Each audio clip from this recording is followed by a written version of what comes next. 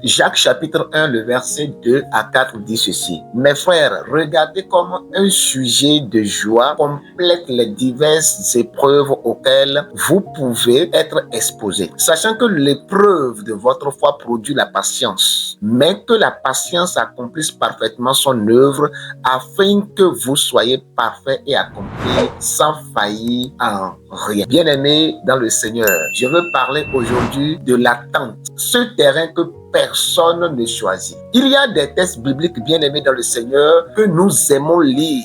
Il y a des textes que nous aimons écouter quand on lit, mais il y a aussi des textes bibliques que nous devons nous apprêter à vivre. Le sujet de ma vidéo est de la deuxième catégorie. Vivre les textes, vivre ce que nous lisons. Personne ne se réveille un beau matin et demande à Dieu, Seigneur, fais-moi attendre. Personne ne prie en demandant à Dieu, Seigneur, retarde ma réponse. Et pourtant, l'attente est l'un des terrains spirituels les plus fréquents de toute la foi. Abraham a attendu, Joseph a attendu, Moïse a attendu, David a attendu. Marie et Marthe ont attendu à Béthanie pour la résurrection de leur frère Lazare. Et vous, aujourd'hui, vous attendez peut-être une guérison, vous attendez peut-être un conjoint, vous attendez peut-être un enfant, vous attendez peut-être une percée financière, vous attendez peut-être une ouverture d'une porte quelconque, une réconciliation, une réponse à un appel que Dieu a déposé peut-être dans votre cœur. La question n'est donc pas est-ce que je dois attendre? La vie elle-même répond à cette question. Comment vais-je attendre?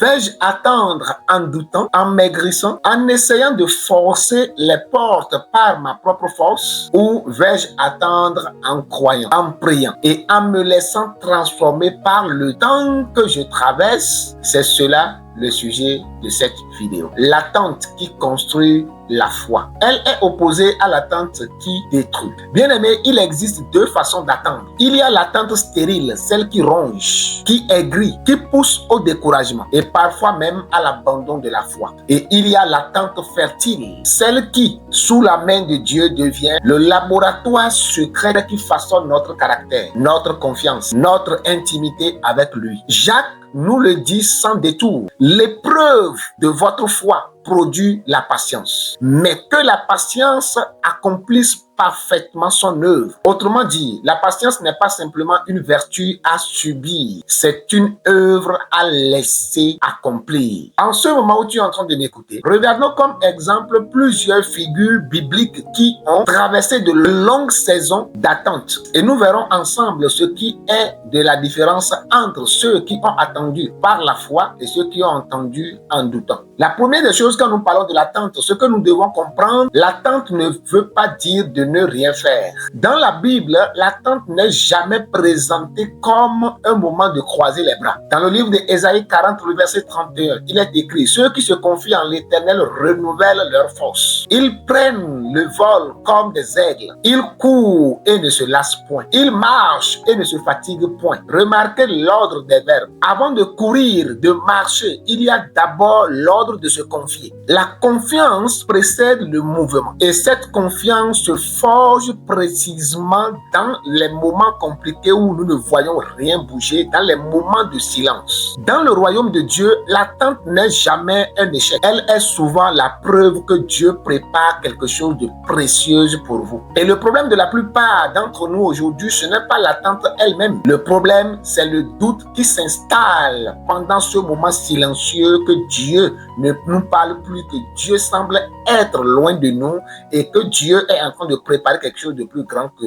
pour nous. C'est le doute qui s'installe lorsque nous ne la traversons pas avec confiance. Alors, espérez en les promesses de Dieu, pas simplement avec des doutes, mais espérez avec confiance que ce que Dieu a dit sur votre vie, il veillera sur sa parole et l'accomplira certainement. C'est ça, attendre par la foi. Et quiconque attend par la foi verra certainement l'accomplissement de la parole de Dieu, car Dieu n'est pas un homme pour mentir. Ce qu'il dit, il veille et il l'accomplira. Qu'est-ce que vous attendez aujourd'hui que Dieu fasse? dans votre vie, bien aimé dans le Seigneur, n'attendez pas pour attendre. Attendez avec foi que si c'est Dieu qui a promis cela, il l'accomplira certainement dans votre vie. N'attendez pas comme Abraham et Sarah qui attendaient Isaac et à un moment de leur vie, le doute s'est installé et ils ont voulu aider Dieu en allant vers Agar pour avoir Ismaël. Ne forcez pas Dieu. Si c'est Dieu qui a dit ceci dans votre vie, si c'est Dieu qui a mis ce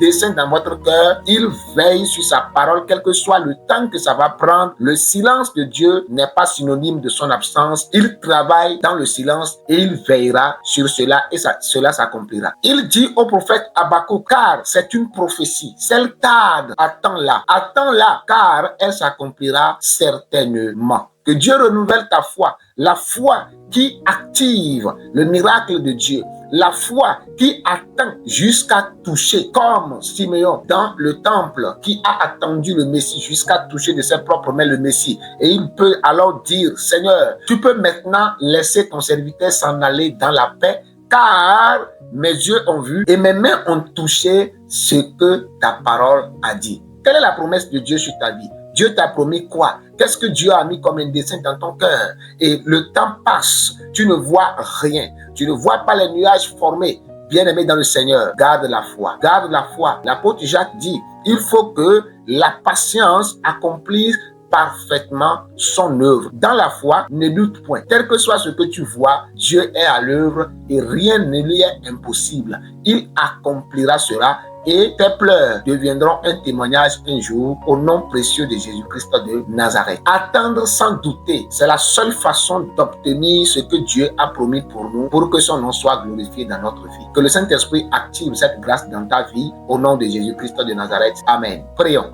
Abba éternel Dieu notre Père, Dieu de grâce, toi qui nous apprends à attendre contre toute attente, toi qui as appris à Abraham à attendre contre toute attente jusqu'à obtenir le miracle. Je prie, Seigneur, que tu nous donnes cette grâce. Donne cette grâce à mon frère, donne cette grâce à ma soeur qui est en train de suivre cette vidéo et qui espère quelque chose de ta part depuis des temps, dont l'espoir est en train d'être Père. Père, je prie que tu renouvelles à travers cette vidéo notre foi d'attendre jusqu'à obtenir le miracle pour la gloire de ton Saint-Nom. Au nom de Jésus-Christ. Amen. Partage la vidéo si elle t'a fait du bien et n'oublie pas de t'abonner si ce n'est pas encore fait. À la prochaine dans nos prochaines vidéos d'exhortation et d'enseignement. Shalom.